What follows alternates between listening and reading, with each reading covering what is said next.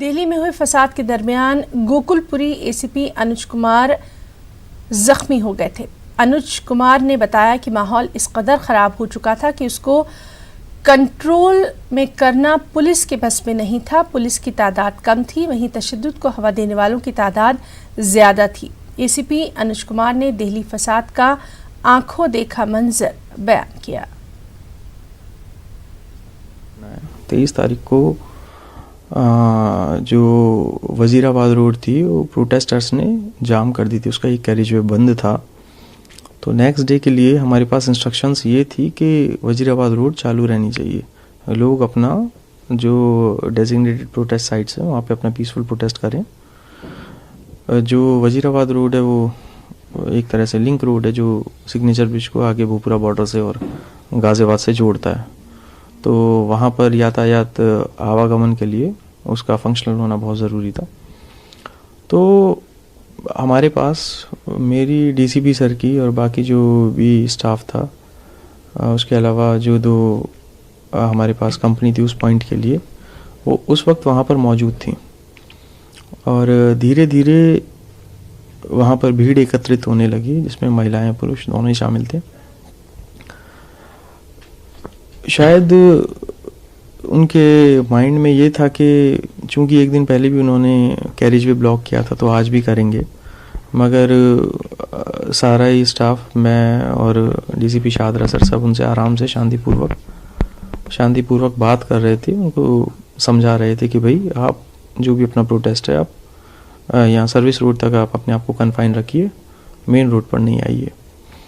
उसमें जो बाद में कई चीज़ें पता चली कि र्यूमर मॉन्गरिंग वगैरह स्टार्ट हुई थी कि पुलिस ने फायरिंग कर दी है जिसमें महिलाएं और बच्चे मरे हैं। इस तरीके की बात मुझे उस वक्त नहीं, बाद में पता चली थी।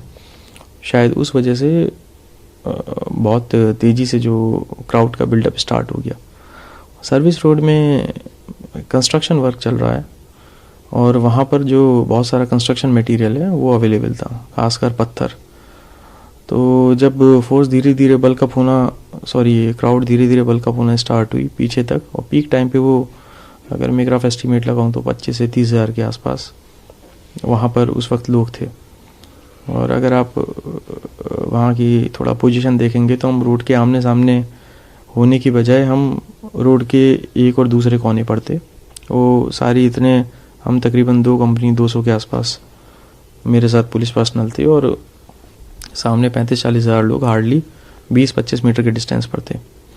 और अचानक ही उन्होंने पत्थरबाजी स्टार्ट कर दी। फिर ये कुदाल और बेलचा वगैरह, फावड़े वगैरह ये सब भी थे। और टीयर गैस, वहाँ चूँकि डिस्टेंस बहुत कम था, हमने टीयर गैस फायर भी करी बट वो इतनी फंक्शनल नहीं रही। इस अफरा तफरी में फिर मेरा कंसर्न डीसीपी सर को लेकर था, तो वो डिवाइडर के पास उनको काफ़ी चोटें आई थी, उनके मुंह से खून निकल रहा था और वो अनकॉन्शियस थे। रतन को वो लोग रिवाइव नहीं कर पाए।